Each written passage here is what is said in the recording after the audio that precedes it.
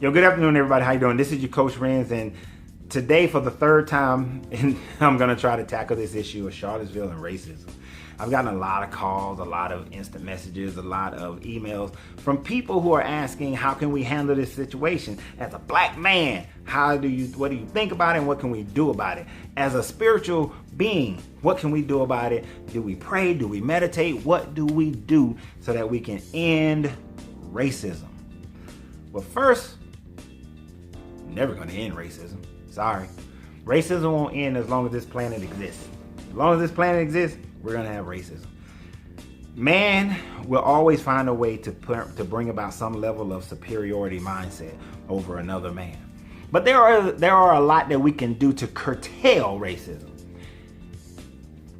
People in my family did not understand why in 1997 and 98, when I came back to America from Germany, why I wanted to turn around and leave and go back. They could not understand why. Even now, as soon as my kids are old enough, they're out of high school, my happiness is getting out of this country. People don't understand that because they've never lived in Germany.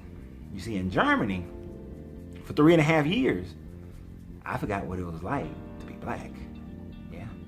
I'm gonna tell you, before I went to Germany, I was pro-black, fist in the air. White people are all jacked up and evil at some level. I was like, the black man is the original man, and the black man is the greater man. I had my black superiority going until I moved to Germany. And you would think that moving to Germany, it would increase, right? No, it didn't. Let me tell you why. Because when I was in Germany, people accepted me for exactly who I am based on my character. They either like me or dislike me. Sure, there were people who were curious because they hadn't, went to some parts of Germany where they hadn't seen a black man, or they see very few black people. So, yeah, people had curiosity. But that curiosity was, my wife had braids and they wanted to touch her hair like a little old German lady. We went to see the world's largest nutcracker, and she's like pulling on her hair because she wanted to touch it. And that happens a lot in Germany. And German people stare. They stare at everybody. It doesn't matter who you are, black, white, Asian. They stare at everybody. So they weren't staring because of it. And when I saw some German people laughing at me on the highway, they were laughing at me because my car was overheating. And they were kids. They were teenagers, and they're teenagers. Teenagers are stupid. I got some. They're dumb.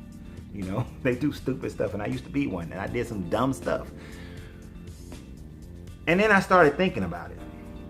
And I started talking to a lot of the older German people. And when you start conversing with them about, especially the ones who were either teenagers or young men and women during World War II, you start talking to them, they are ashamed. They were embarrassed about their country, about the fact that their country did what it did, that they fell into that kind of mindset. And it wasn't until one of them said to me, he said, have you ever noticed that there are no statues of Hitler? There are no swastikas in Germany? That the only place you can find them is at the museums, and in those museums they're talking about the horrors of the Nazi party, that they're not glorified in any way whatsoever. He was telling me, because this guy was around my age and I was in my 20s at the time, he said, we grow up learning that those were losers, that they were horrible men and women, that those people do not deserve any levels of admiration. And when he told me that, I recognized that they have had multiple generations of people grow up being taught that that was a horrible part of their history. So let's look at America. In America, Civil War, it's not taught that way.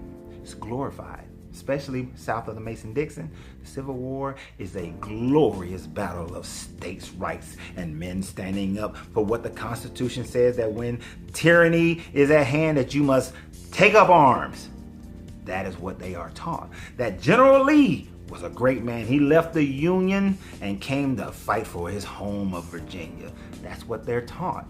They're taught that rebel flag is a flag that stands for states' rights and for self-determination. And that self-determination is to keep slaves. They're taught that. And it's glorified. They're tattooed on their bodies. It's on their cars, it's on their flags, it's on state buildings, it's on college campuses. It's glorified. Even Lincoln himself, that many black people grew up with a picture of Lincoln, JFK, and Martin Luther King in their houses next to white Jesus. Many black people grew up with those four people as an image in their houses, and they were told that that Lincoln freed the slaves. Lincoln said himself that if I could have kept the Union together by not freeing one slave, he would have done it. If he could have kept the Union together by freeing all the slaves, he would have done it. If he could have kept the Union together by only freeing some of the slaves, well, actually, that's what he did, because the Emancipation Proclamation actually only freed slaves in the warring states. It was later, I believe, the 14th Amendment, I think. I'm not sure. I have to look it up. But it was an amendment that freed all slaves and made slavery illegal. So Lincoln didn't free the slaves. He freed the slaves in the states that rebelled against the Union. So he was giving them a spanking. But the difference is that after the Civil War, the North didn't come and occupy the South. The North didn't make the loser look bad and regret ever fighting. No, Reconstruction started. And part of that Reconstruction was to build that Statue of Lee, was to put that rebel flag on the state flag, to fly it high on the Capitol building. You see, it was glorified here in America. And so generation after generation after generation has allowed it to be glorified. You see, in Germany, it's illegal for Nazis to gather and protest and march. They can't do it. It's illegal. You see, they realize that no, some rights need to end where it infringes on somebody else's right. But they also realize that some rights need to end where it creates generational hatred. You see, I felt more like a man, like a human, like a spiritual being, like just somebody, just me, just Lorenzo, who is only the label of my parents' naming. I felt more like that guy in Germany than in America. As soon as I got to America, I was black. All right, I was a Southern black man. As soon as I got to America, I didn't feel anxiety when I saw a police officer in Germany. Anxiety when I see a police officer in America. I didn't feel anxiety when I saw a group of young white men in a large crowd walking around in Germany. Anxiety in America. I didn't feel like I was in a police state in Germany, even though they socialists. But then I came back to America. So the feeling is different because the consciousness of the country is different. The teachings is different. They're different. So that's why. So if you want to get rid of it, yes, we must go through this process and tear down every statue. We must go through this process and take them jokers off the side of Stone Mountain in Stone Mountain, Georgia. We must go through the process and remove the rebel flag from every government site. And that it should be to the point where it is dehumanized if you support the loser. Where have the loser ever been glorified in a war? The Greeks didn't glorify you when they destroyed you. The Romans didn't glorify you when they destroyed you. The Egyptians didn't glorify you when they destroyed you. Shaka Zulu didn't glorify you when he destroyed you. No, if you lost, your butt lost. You the loser. You don't get to tell your story. All right? You don't get to put up your statues. You don't get to put up your heroes. They lost. But in America, Civil War, totally different. Why? Because the North really didn't care about you either. They didn't. So how else? What else creates division? Because people been talking about pray this, pray that, pray this, pray that. And I posted something on my Facebook where it said that there is no race in the body of Christ except for the Christian race. That damn religion, man. That damn religion will create separation every time. More blood has been spilled because of religious superiority than any other type of superiority. You see, before there's racial superiority, there's religious superiority. I know God. I'm closer to God.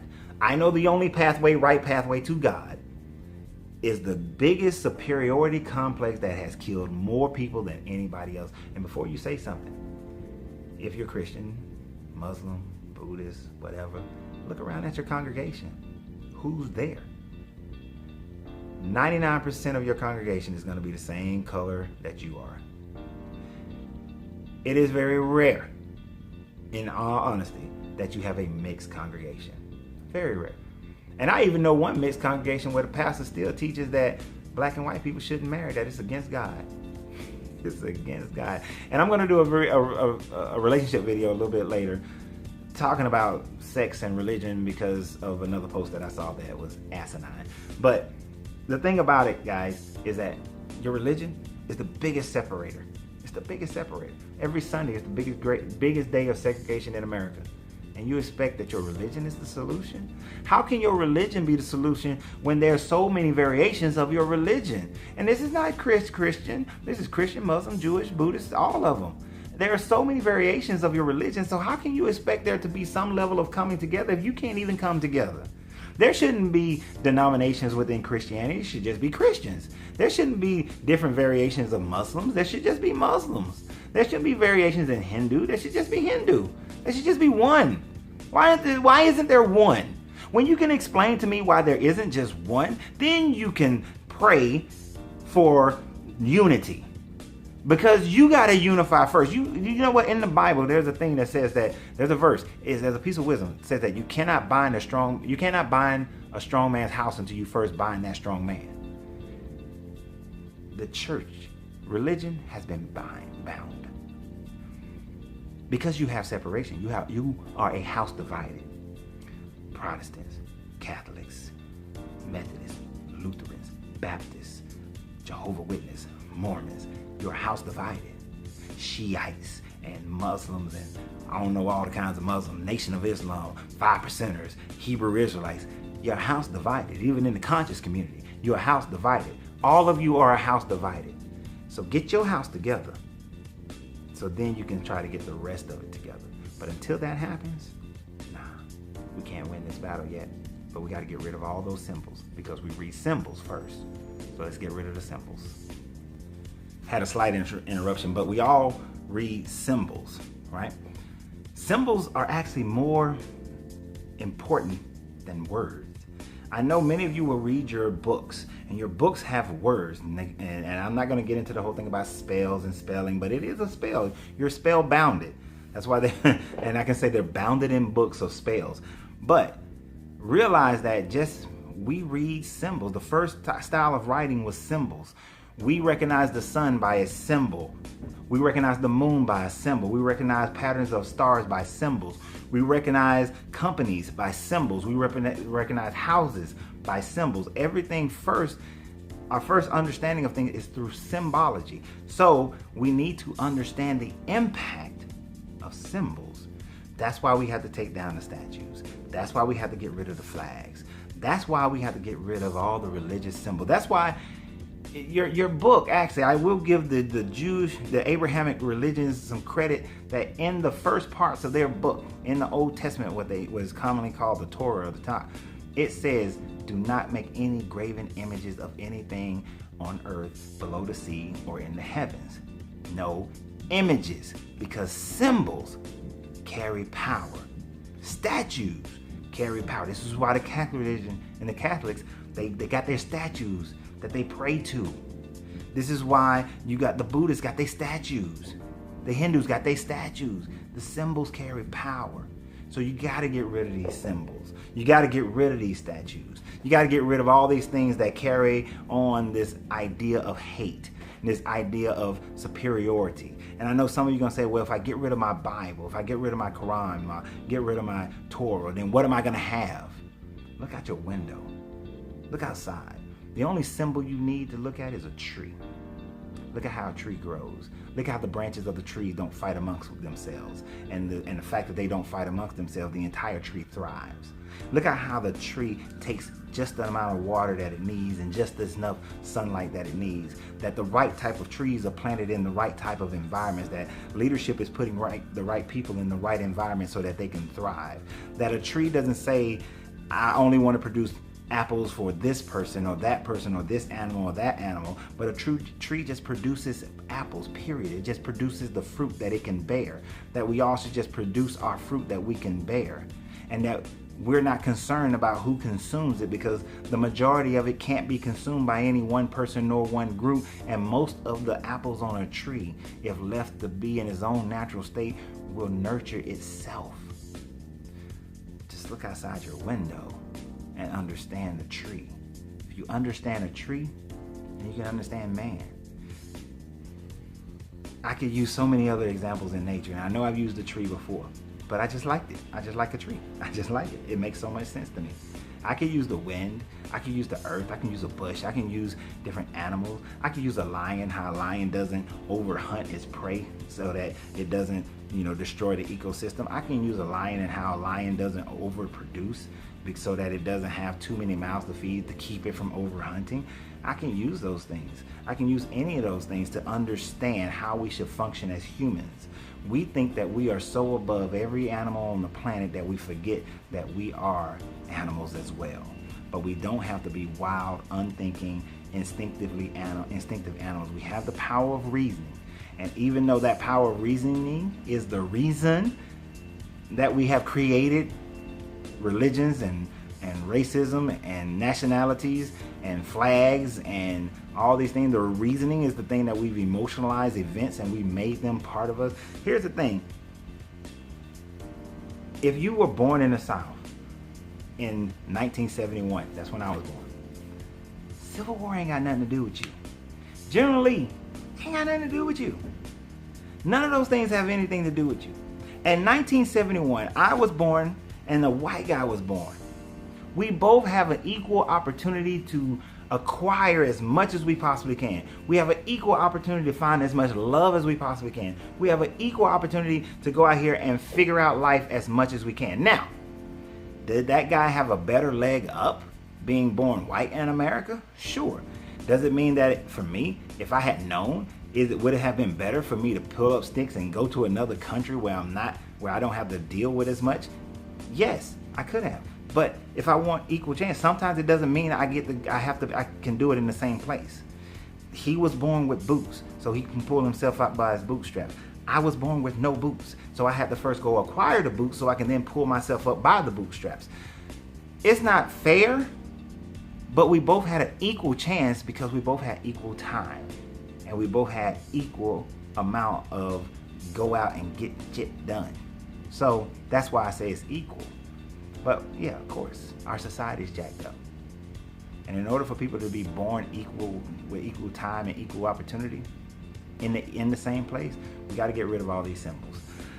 I'm not going to belabor the point anymore on that one. Of course, there's a ton more that I could say about it. I could tell black people, I can tell Asian people, I can tell everybody to start getting ready, start arming themselves. That, evidently these type of people only respect other people who have an equal chance at killing them before they kill you. So we could talk about that. We could talk about the fact that our government, that unless we get rid of the people in government and form new government or get new blood in there who their job, like, you should not be able to be a career politician. We should go back to the days where we did not pay politicians, or politicians were paid such a meager amount that they had to own other companies. They had to do other work.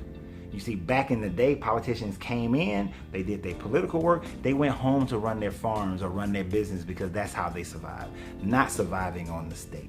Go back to that. Go back to that. But I know it's kind of hard. You're not going to do it.